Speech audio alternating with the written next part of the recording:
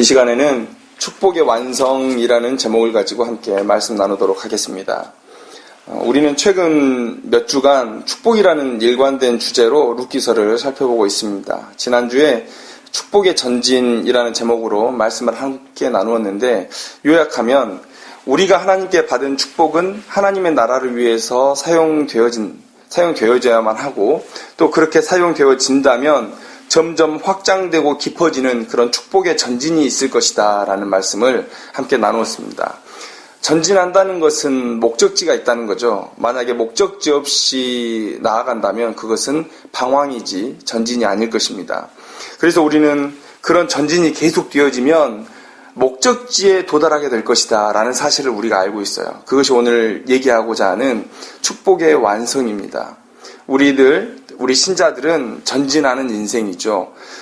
그래서 아직 이 축복이 우리에게 도달하지는 않았습니다. 그러나 우리는 하나님의 복들을, 우리에게 인생 속에서 주시는 이 복들을 선용함으로 인해서 계속해서 전진함으로 하나님께서 우리에게 허락하신 그 축복의 완성에까지 나아갈 수 있는 그런 믿음의 사람들이 되어져야 된다는 거죠. 그래서 오늘은 이 축복의 완성이라는 주제를 가지고 함께 말씀을 나누도록 하겠습니다.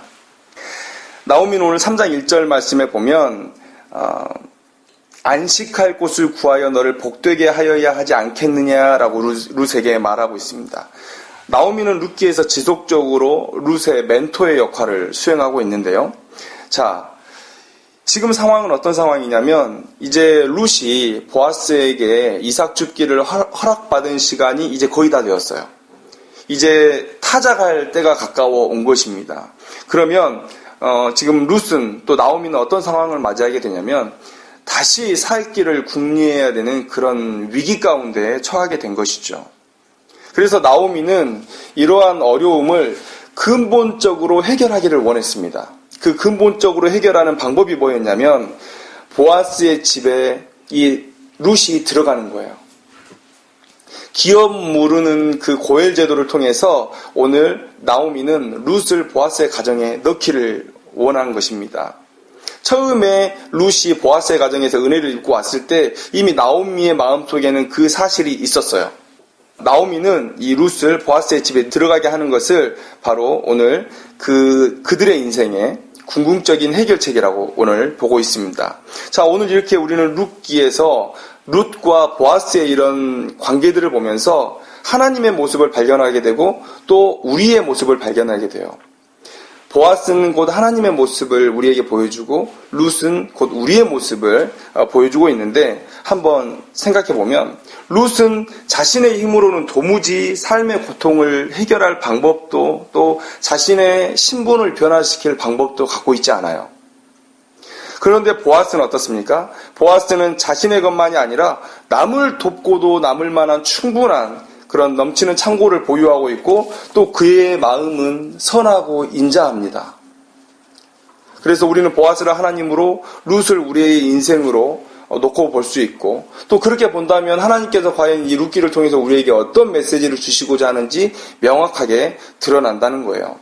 먼저 우리가 룻과 같은 처지인 우리의 모습을 한번 생각해 봤으면 좋겠습니다. 지금 우리가 교회 안에서 예배를 드리고 있고 하나님을 향한 신앙을 가지고 있다는 것은 우리가 어떠한 공감대를 함께 가지고 있다는 것을 의미해요. 그것은 무엇입니까? 내세가 있는데 그 내세를 준비할 방법을 몰랐었다는 거예요. 그래서 하나님 또 예수님을 붙들고 우리가 하나님의 나라를 소망하면서 살아간다라는 거죠. 내세를 준비할 방법을 몰랐었다. 이것이 바로 인간들 모두가 가지고 있는 무능이라는 거예요. 그런데 우리가 혼자 있을 때의 무능은 인정을 합니다. 내가 혼자 있어 보니까 도무지 할 수 있는 게 없어요. 외롭고 슬프고 나 혼자 뭔가를 하기도 참 부족해요. 그런데 이 시대를 보면서 제가 안타까움을 느끼는 건 뭐냐면 우리가 다수에 묻어 있을 때, 우리가 다수를 이루고 있을 때는 나의 무능이 어느 정도 상쇄가 되고 잊혀지고 그래서 우리가 뭐든 할 수 있다는 자신감을 갖게 되거든요. 그런데 하나님께서는 이러한 우리의 헛된 자신감조차도 무너뜨리시는 그런 모습을 볼 수 있습니다. 그 이야기가 바로 애굽의 기근 사건에서 나타나요. 애굽 주변에 있는 많은 나라들의 기근이 닥쳤습니다. 그런데 그 기근은 어떤 기근이냐? 그 주변의 모든 사람들을 죽음의 위협 가운데로 몰아넣을 수 있는 그런 기근이었어요. 사람이 굶주리면 눈에 보이는 게 없죠. 그들의 문화가 일시에 무너지고 무법천지가 될 수 있는 그런 상황 가운데 이들이 처해 있다는 거예요. 그런데 하나님께서 애굽을 통해서 그 일대의 사람들을 먹여 살리셨죠. 그런데 그 애굽은 또 어떻게 살게 된 겁니까? 요셉을 통해서 살게 됐죠. 근데 그 요셉은 또 어떻게 해서 애굽을 살릴 수 있게 된 거죠?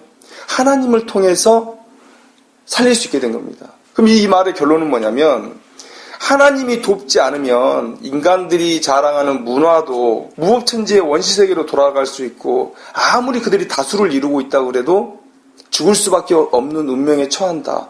그 사실을 하나님께서는 그 기근 사건을 통해서 인류에게 명확히 보여주신 것이죠. 하나님의 도움이 없이는 너희들이 도무지 살 방법이 없다라는 거예요. 이게 바로 하나님의 메시지입니다. 그래서 오늘 룻을 통해서 우리는 우리의 연약함, 우리의 무능함을 봐요. 다음 세상은 있는데 그 세상을 준비할 수 있는 방법이 우리에게 없다는 것을 오늘 룻을 통해서 봅니다. 자, 그러면 이제 보아스를 통해서 하나님을 본다 그랬는데 하나님에 대한 얘기를 한번 해봤으면 좋겠습니다. 보아스는 언급했듯이 그는 넉넉해요. 그리고 인자에서 룻의 인생을 송두리째 바꿀 수 있는 그런 사람입니다. 그래서 나오미의 말대로 하자면 룻의 근본적인 인생의 변화는 어떻게 가능하냐면 보아스의 집에 받아들여질 때만 그의 인생의 변화가 가능해요. 자, 룻기에서 이 다음 장면에서 나오는데 보아스보다 더 앞선 순위를 가진 기업 물을 자가 있었습니다. 그런데 그 사람이 기업을 물으지 않았어요. 이런 문학적인 장치, 이런 사실들을 통해서 우리에게 주는 메시지는 뭐냐면 보아스밖에 없다는 것을 다시 한번 강조해 주는 거예요. 보아스밖에 룻의 인생을 구원할 자가 없다는 것을 오늘 이 문학적 장치를 통해서 한 번 더 우리에게 보여주시는 거죠. 우리는 하나님께 나아가서 그분의 처분을 구하는 것 외에는 달리 인생에 소망이 없는 존재들이다 라는 것을 오늘 룻기서 말씀을 통해서 우리에게 주시는 것입니다. 그래서 우리가 하나님께 나아간다면 우리는 하나님께 받아들여지는 놀라운 복을 누릴 수 있다라는 것을 또 오늘 룻기를 통해서 우리에게 말씀해 주고 있는 것이지요. 진정한 복이 뭘까? 우리 인생이 추구해야 하는 진정한 복은 뭘까? 바로 이 복이 하나님의 나라에 하나님의 집에 들어가게 되는 것이다 라고 얘기를 해요. 그래서 우리가 시편 84편의 고라자손의 시를 보게 되면 그러한 마음이 잘 담겨 있습니다. 우리의 신앙하는 태도가 어떠해야 되는지를 잘 보여주고 있어요. 주의 궁정에서의 한날이 다른 곳에서의 첫날보다 나은 즉 악인의 장막에 사는 것보다 내 하나님의 성전 문지기로 있는 것이 좋사오니 라고 그렇게 말씀하고 있습니다. 진정 그러한 것입니다. 이 세상의 삶과는 비교할 수 없는 복된 삶이 하나님 나라에 있어요. 그래서 신자들이라면 마땅히 하나님의 나라에 들어가는 것, 하나님의 집에 들어가는 것, 이것을 우리의 최고의 복으로, 나의 인생을 변화시킬 최고의 복으로 삼고 살아가야 된다는 것, 바로 그것이 오늘 룻기를 통해서 우리에게 주시는 복이라는 것입니다. 탕자의 비유 한번 생각해 보세요. 탕자의 비유가 우리에게 말해주고 있는 메시지는 뭡니까? 집 나가면 고생이라는 겁니다. 집 나가면 고생. 하나님의 집을 떠난 인생은 고생의 인생이에요. 탕자의 인생이 어떻게 복된 인생으로 바뀌었죠? 그가 한 일이라고는 아버지의 집에 돌아온 것밖에 없다는 것. 우리의 이 목적 없이 방황하는 이 인생, 도무지 다음 세상을 준비할 수 없는 이 무능력한 인생이 어떻게 하면 복의 인생이 되는가? 그것은 하나님의 집에 들어가는 것밖에 달리 방법이 없다는 걸 우리는 알 수 있다는 것이죠. 하나님의 나라, 천국에 대해서 묵상하다가 천국이 이렇게 좋은 것인데 왜 우리는 천국을 이렇게 소망하지 않지? 왜 우리의 신앙하는 삶의 모습 속에서는 그런 천국을 소망하는 모습이 없는가? 왜 예수님의 재림에 대한 그런 기대함이 없는가를 묵상하게 됐어요. 그러면서 천국은 어떤 곳인가를 한번 생각해 보게 됐죠. 예수님께서 사탄이 주겠다고 하는 이 세상의 모든 복을 다 거절하고 천국을 선택할 수 있었던 이유는 뭘까? 저는 이렇게 생각합니다. 예수님은 천국도 알고 이 세상도 알아요. 유일하게 그 두 세상을 경험해 본 육신을 가지고 태어난 분이 바로 예수님이세요. 그런데 생각해 보세요. 그 두 세상을 다 경험하신 예수님께서 만약에 이 세상의 복이 좋았다면 하늘을 선택하고 자기의 목숨을 버릴 수 있었겠는가? 도무지 비교할 수 없는 이 천국의 복된 삶을 예수님은 알고 계셨기 때문에 이 세상에서의 그 수많은 고난의 길도 마다하지 않고 걸어가셨다라는 거죠. 우리를 구원하시기 위한 삶이기도 했지만 또한 한편으로는 하나님의 나라로 돌아가고자 하는 예수님의 삶도 되었다라는 것입니다. 예수님은 하나님의 나라를 철저하게 소망했어요. 이 세상의 어떤 것도 하나님의 뜻에 복종하는 것, 순종하는 것에 걸림돌이 될 수는 없었습니다. 천국이 그만큼 좋은 것이었으니까. 그래서 천국을 사모하는데 제가 이렇게 길을 걷다 보면 이 세상도 살만한 것 같거든요. 그래서 많은 사람들에게 우리가 천국을 좀 사모합시다 라고 얘기하면 그 사람들 어떻게 생각합니까? 이 세상도 좀 살만한데. 그런데 어떤 뉴스를 딱 보면서 천국을 확 사모하게 됐어요. 국민일보에 이런 기사가 있었습니다. 중국 스모그 흡연보다 더 위험한 살인자. 이런 제아의 기사가 있었어요. 2013년에 이 스모그로 인해서 죽은 사람이 25만 7천 명이랍니다. 어마어마하죠. 그러니까 인구 10만 명당 90명꼴로 죽었다는데 흡연으로 죽은 사람이 몇 명이냐면 10만 명당 70명이에요. 그런데 이 10만 명당 90명 스모그로 죽은 이 통계가 아주 심각한 허베이성을 제외하고 내린 통계라는 거예요. 그러니까 인구 10만 명당 100명 이상이 죽어가는 성읍이 그곳에 많다는 겁니다. 그런데 이 사진을 딱 보는데요. 진짜 10m 앞에 보이질 않아요. 저는 그렇게 생각했습니다. 맑은 하늘을 보고 맑은 공기를 맛본 인생이 과연 자발적으로 그 스모그 속으로 들어가서 살 수 있겠는가 하는 거예요. 여러분들 들어가서 사시겠습니까? 그럴 마음이 전혀 없죠. 흡연보다 더 무서운 곳인데. 그런데 중국을 비하하려는 의도로 이 말씀을 드린 건 아니고요. 그런데 이 천국과 이 땅을 비교해 보면 그 갭은 상상을 초월하지 않겠습니까? 그래서 저는 예수님의 사랑이 더 간절하게 다가왔어요. 천국을 아시는 예수님께서 정말 너무도 더럽고 추악하고 죄악된 이곳에 우리를 구원하시기 위해서 내려왔다는 거예요. 그러면 예수님의 마음속에는 정말 간절한 한 가지 마음이 있었을 거예요. 우리를 사랑하시는 그 간절함과 더불어 하나님의 나라로 가고자 하는 그 간절한 열망 예수님의 마음 가운데 있었을 겁니다. 그 하나님의 나라를 사모하는 그 마음을 도대체 이 세상의 어떠한 복으로 막을 수가 있겠어요. 그것까지 딱 생각이 미치니까 이 천국 정말 가고 싶다. 이 세상이 살만하죠. 맑은 공기, 또 이렇게 편한 삶. 그런데요, 이 세상을 다 초월하고 하나님의 나라를 사모하는 그 마음이 내 마음 가운데 생기더라고요. 천국은 이런 거예요. 하나님의 나라는 이런 거예요. 그래서 오늘 우리 룻기서를 통해서 우리에게 하나님의 나라에 들어가게 되는 것이 우리의 궁극적인 복이다, 축복의 완성이다 라고 우리에게 말해주고 있는 것이에요. 성경 속에서 하나님은 신랑이요 우리는 신부로 이렇게 많은 비유들을 우리가 보게 됩니다. 오늘 보아스와 결혼하는 그 룻의 이 비유를 통해서 하나님은 우리를 초청하고 계신 거예요. 나와 함께 있는 것이 너희들의 최고의 복이다. 내가 세상 속에서 너희들이 살아야 될 그런 일들을 위해서 주는 복, 또 너희들의 사명을 위해서 주는 복, 그거는 이 천국에서 누리는 복에 비할 바가 아니다. 너희들 세상의 복을 사모하지 말고 나와 함께 거하는 이 하나님의 나라의 복을 궁극적인 복으로 생각하고 세상을 초월하고 나를 바라보고 살아가라. 그게 하나님께서 우리에게 주시는 오늘 본문의 메시지라는 것이에요. 우리는 그것을 깨달아야 됩니다. 우리가 자꾸 복을 주세요, 복을 주세요 하다 보면 이 땅에서 받는 복에 집중하게 돼요. 진짜 복이 뭔지를 잊어버리게 돼요. 이것은 우리가 신앙생활하면서 가장 큰 기쁨을 버리고 포기하고 사는 삶이라는 것을 우리가 이 시간에 기억해야 됩니다. 사람들이 이렇게 물을 거예요. 그거 하늘나라에 가서 경험할 수 있는 복 아닙니까? 그거 죽어야지, 아니면 천국 가야지만이 누릴 수 있는 복 아닙니까? 이렇게 얘기할 수 있어요. 그러나 하나님은 이 복을 지금 이 삶에서 누려야 한다고 말하고 또 누릴 수 있다고 말하세요. 우리는 이미 받은 그 약속이지만 그러나 아직 그 나라에 들어가지 못한 삶을 살아요. 아직은 아닌 삶을 살아요. 그러나 누릴 수 있습니다. 제가 이런 비유를 하나 들어볼게요. 모든 군대에 있는 사람들은 딱 하나 바라는 게 있습니다. 뭐겠습니까? 휴가 바라고 살아요. 휴가 언제 가나. 그런데 저는 휴가 나오는 날보다 휴가를 기다리는 날이 더 소중했어요. 휴가를 나오면 들어갈 날을 세게 돼요. 아, 이제 5일 남았구나, 4일 남았구나, 3일 남았구나. 그러면 나와 있는 그 순간은 기쁜데 마음은 불안해요. 그런데 휴가 나오기 직전에 그 시간들은 어떻습니까? 내 상황은 변하지 않았어요. 지금도 나는 군대에 있습니다. 그런데 그 기쁨이 너무 커요.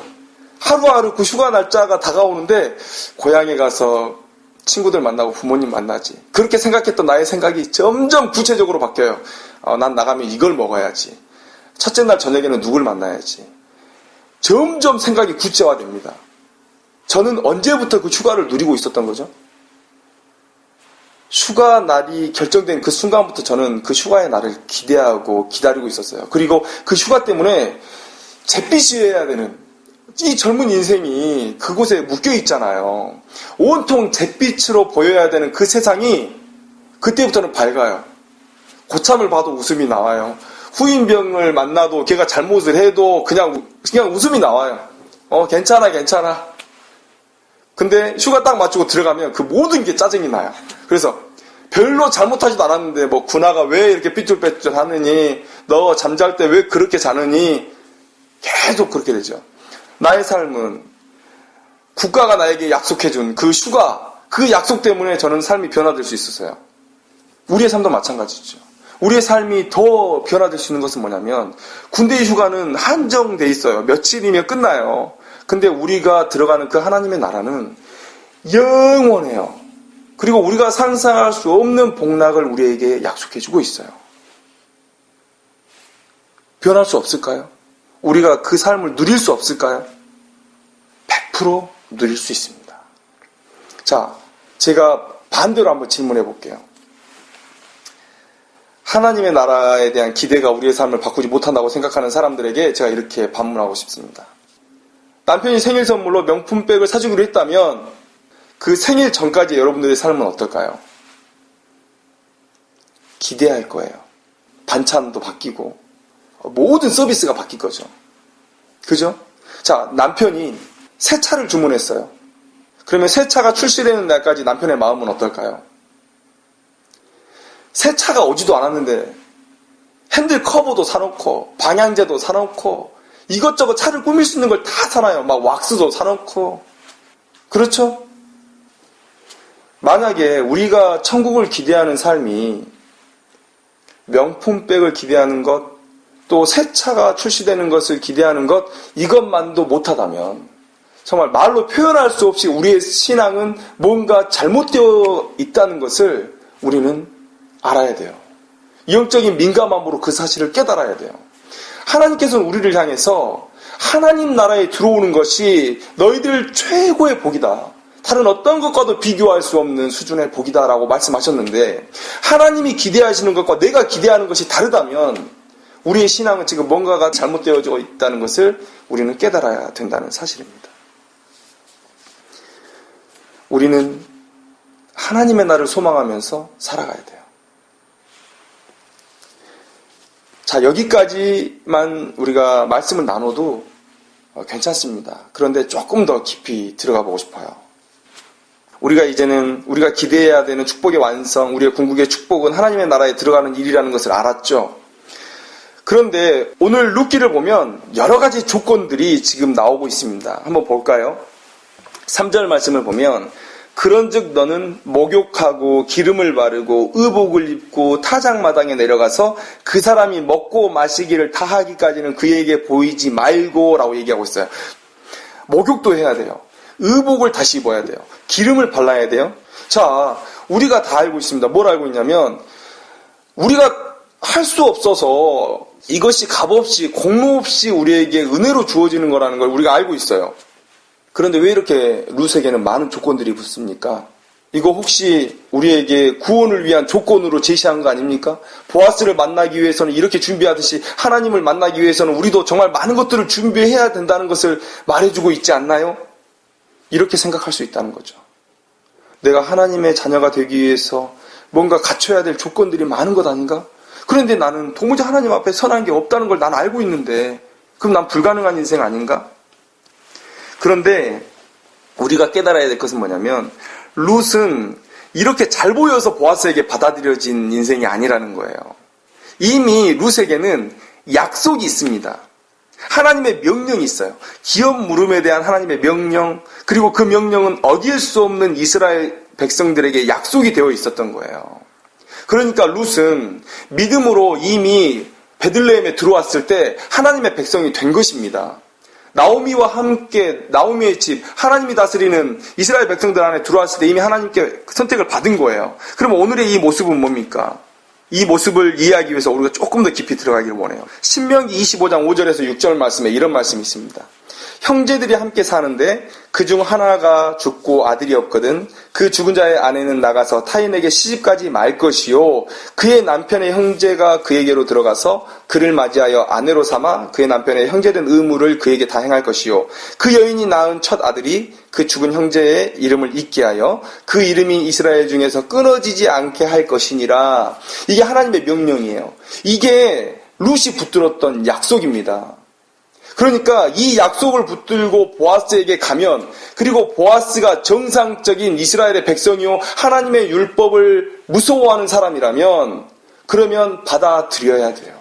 의복을 갈아입지 않아도, 기름을 바르지 않아도, 목욕을 하지 않아도 보아스에게 받아들여져야만 하는 사람이라는 것을 우리는 알 수 있다는 거예요. 여기서 말씀드리고 싶은 건 뭡니까?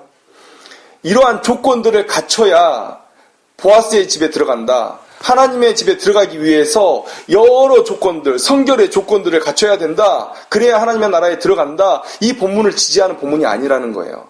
룻은 이미 하나님의 백성이 되었고 그 약속을 붙들고 기업 물음에 대한 약속을 붙들고 보아스의 집에 들어갈 수 있었다라는 것을 오늘 말씀해 드리고 싶습니다. 율법은 구원을 위해서 주어진 거지만 우리를 구원을 하게 하는 도구는 아니었어요. 율법은 죄가 죄로 드러나기 위해서 우리에게 주신 거예요. 우리가 죄로 인해서 죽을 인생임을 나타내기 위해서 우리에게 주신 거예요. 그래서 무능한 우리를 위해 예수 그리스도께서 오신 거죠. 우리가 못하니까 예수님께서 오신 것이에요. 그래서 예수님께서 우리를 하나님 앞에 아름답게 치장해 주시는 거예요. 오늘 룻이 해야 될 아름다운 치장 있죠? 의복을 갈아입고 기름을 바르고 목욕을 하고 이걸요 예수님께서 하신다니까요. 이미 믿음으로 예수 그리스도를 영접한 우리를 하나님 앞에 아름답게 보이기 위해서 예수님께서 치장을 하세요. 자, 마가복음 1장 8절의 말씀대로 성령의 세례로 우리를 목욕시키시고 깨끗하게 하십니다. 누가복음 4장 18절의 말씀대로 성령의 기름을 우리에게 발라주세요. 로마서 13장 14절에서의 말씀처럼 예수 그리스도라는 옷을 주셔서 우리를 입게 하세요. 하나님의 백성이 되는 것, 하나님의 나라에 들어가는 것 우리가 할 수 없어서 예수님께서 우리의 대신 해주시는 거예요. 유일하게 남아있는 요구 하나가 있습니다. 그게 뭡니까? 다른 남자에게 보이지 마라. 오늘 나오미가 룻에게 다른 남자에게 보이지 말라고 하는 이 명령은 뭐예요? 다른 남자에게 관심을 두지 말라. 다른 남자의 관심을 끌지 말라는 거예요. 영적인 순결함으로 우리는 볼 수가 있습니다. 뭡니까? 이 종교다원주의. 많은 이단들이 판치는 이 시대에 절대 타협함 없이 오직 예수 그리스도로 하나님의 나라에 들어간다라는 이 확신만을 가지고 우리가 살기를 원하시는 거예요. 길이요 진리요 생명 되신 예수님을 붙드는 그 모습, 그것이 바로 룻이 다른 남자들에게 보이지 말고 오직 보아스에게만 나아가야 되는 그런 명령을 통해서 우리에게 주신 하나님의 메시지라는 것입니다. 이 예수 그리스도로 인해서 이루어지는 축복의 완성을 우리가 이 시간에 깨달아야 된다는 것입니다. 데살로니가 전서에 보면 예수님의 재림에 대한 얘기가 계속해서 나오고 있어요. 함께 신앙하는 사람들이 죽어요. 그래서 그들은 재림의 관점에서 죽은 자들을 어떻게 생각해야 되는지, 또 먼저 죽은 자의 재림은 어떤 것인지가 궁금했어요. 이 말은 달리 말하면 어떤 말입니까? 사도 바울의 가르침의 핵심 사상 중에 하나가 바로 재림 사상이었다라는 거예요. 그 시대 교회들의 믿음을 지탱하게 했던 신학의 큰 기둥 중에 하나가 바로 예수님의 재림에 대한 기대였다는 거예요. 바로 그래서 이 서신을 통해서 이 심각한 주제가 왔다 갔다 하는 것이죠. 자, 우리가 이 땅에서 살아가는 유일한 소망이 하나님의 나라에 들어가는 그 궁극적인 소망이라면, 예수님의 재림으로 인해서 완성되어질 그 하나님의 나라라면, 그러면 우리는 얼마나 그것들을 기대하고 그것에 대해서 감격하고 있는가. 하나님의 생각하시는 그 궁극의 축복이 얼마나 내게도 궁극의 축복이 되어 있는가. 아까도 말씀드렸지만 이 시대의 아픔은 하나님이 중요하다고 하는 것을 사람들이 중요하지 않다고 여기는 데 있는 거예요. 바울의 시대의 교회들의 모습에서 예수님의 재림에 대한 기대와 그들이 가진 하나님의 백성된 신분에 대한 자부심이 있음을 우리는 알 수 있어요.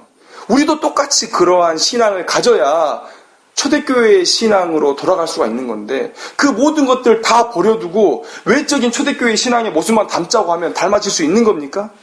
재림에 대한 기대 없이 그게 가능한 일입니까? 재림에 대한 기대 없이 누가 순교하겠습니까? 누가 자기 인생을 다 버려두고 예수를 쫓겠어요? 그런 것 없이 초대교회에서는 먹는 것 나눠 먹었다더라, 자기의 모든 재산을 다 교회에다 바쳤다더라, 그것만 가지고는 절대 될 수가 없는 거죠. 저도 그렇게 안 하겠습니다. 내세에 대한 믿음이 없다면. 회복해야 되는 것을 먼저 회복해야 그에 따른 결과들이 나오는 거예요.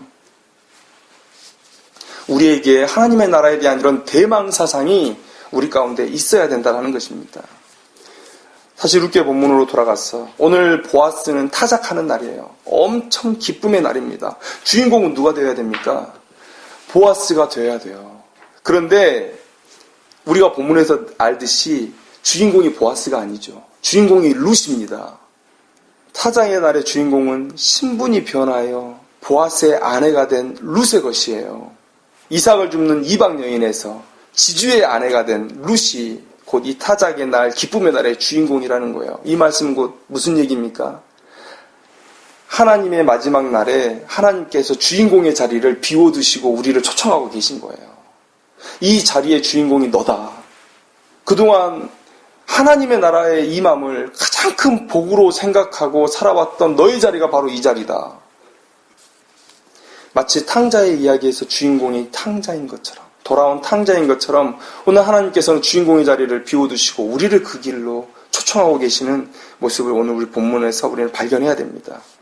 아직 믿음이 없는 사람들이 이 설교를 듣고 있다면 이 축복의 자리로 나아오길 원해요. 이 기쁨의 신앙의 자리로 나아오기를 원합니다. 그래서 인생 최고의 복을 누리시기를 원해요. 나의 현재의 상황을 모두 잊게 만들고 오직 하나님의 나라를 소망하게 하는 그 복음으로 나오기를 원합니다. 그리고 오늘 이 교회 안에 있는 믿음의 사람에게 주시는 메시지라면 우리가 이미 이 축복의 완성을 소유한 백성임을 깨달아야 됩니다.